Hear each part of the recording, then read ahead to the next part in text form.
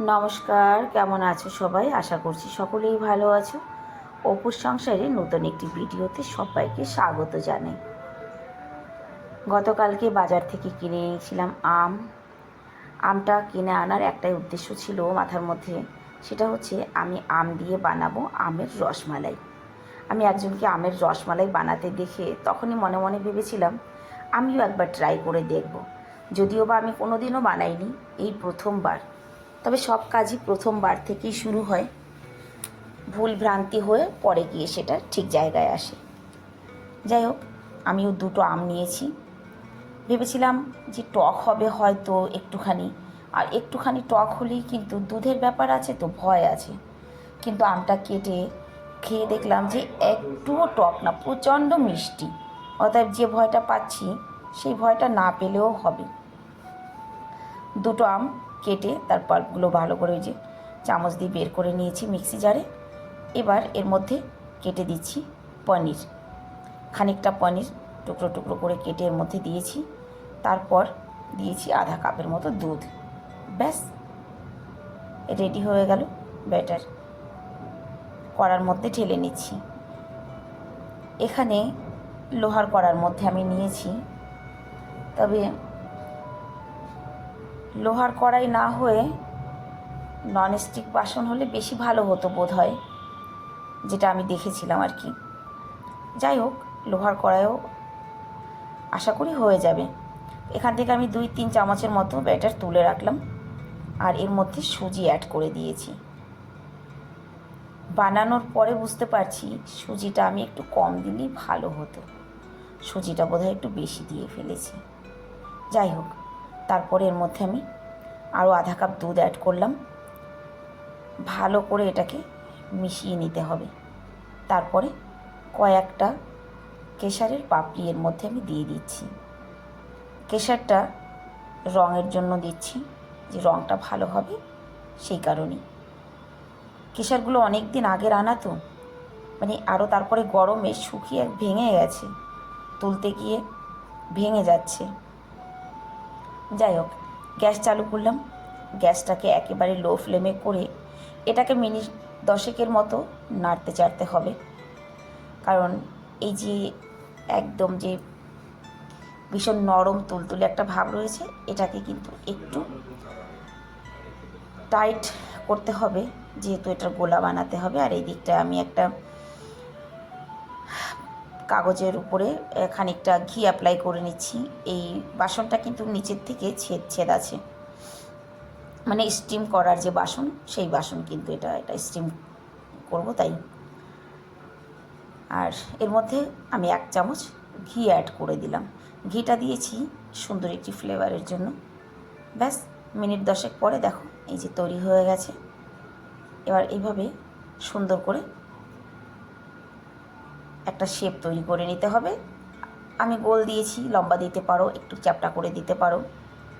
এই বাসনটার মধ্যে নিয়েছি জল। ব্যাস, এইভাবে এখনই কমসে কম 10 থেকে 15 মিনিট স্টিম করতে হবে। তবে আমি আধা ঘন্টা স্টিম করেছি, কারণ আমারই এগুলো অনেকটা বেশি হয়ে গেছে, দুটো আমের তো। উপর পর্যন্ত ভাপটা পৌঁছাতে আধা ঘন্টার মতো আমার লেগেছে। ব্যাস, ভাপ দেওয়া হয়ে গেছে। এদিকে আমি একটা বাসন নিয়েছি, তার মধ্যে খানিকটা দুধ,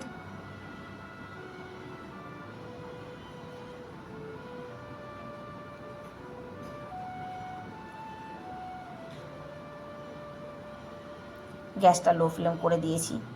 দুধটা যতক্ষণ ফুটছে ততক্ষণে আমার ছেলেদের বায়না, মা আম আছে যখন শেক বানিয়ে দাও।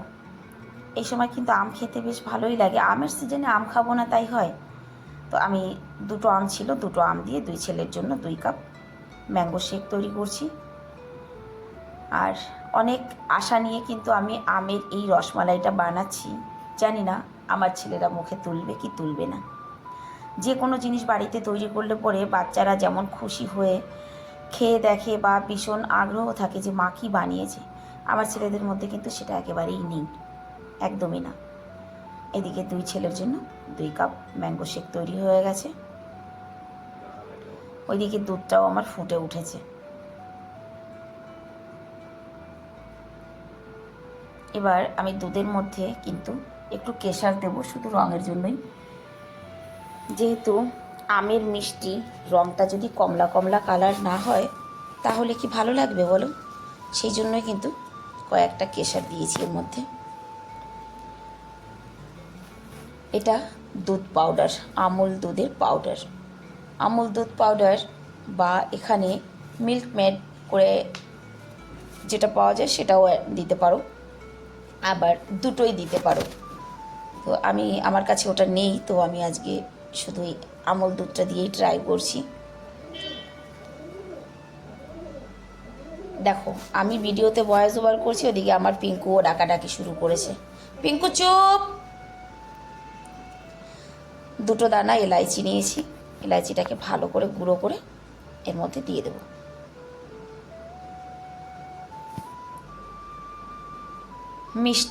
মিষ্টিটা যে যেমন পছন্দ করো সেই রকমই মিষ্টিটা দেবে। মিষ্টিটা না দিলেও চলতো বোধহয়, কিন্তু একেবারে মানে লাইট মিষ্টি হলে হয়তো ছেলেরা মুখেই তুলবে না, তাই আমি সামান্য একটু চিনি অ্যাড করলাম। আর এই যে তুলে রাখা যে ম্যাঙ্গো পাল্পটা সেটা আমি এর মধ্যে এই যে অ্যাড করে দিয়েছি। পিঙ্কু চুপ। দুধটা ফুটে উঠেছে, এবার আমি এর মধ্যে একে একে এই আমের রসগোল্লাগুলো ছেড়ে দেব।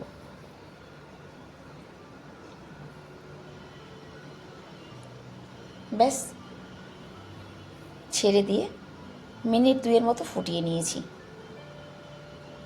তৈরি হয়ে গেল আজকে আমার আমের রসমালাই। তবে হ্যাঁ, এটাকে অবশ্যই ফ্রিজে রেখে ঠান্ডা করে খেতে হবে, তা না হলে কিন্তু রসমালাইয়ের সেই মজাটা কিন্তু পাবে না। রসমালাই যেহেতু ঠান্ডা না খেলে ভালো লাগবে না, আর এটাকে আগে ঠান্ডা হতে দিতে হবে, তারপরে ফ্রিজে রেখে খেতে হবে। তো আজকে আমার এই আমের রসমালাইয়ের রেসিপিটা তোমাদের কেমন লাগলো অবশ্যই কমেন্ট করে জানিয়ে যাবে, বা আম থাকতে থাকতে তোমরাও বাড়িতে একটিবার ট্রাই করে নেবে।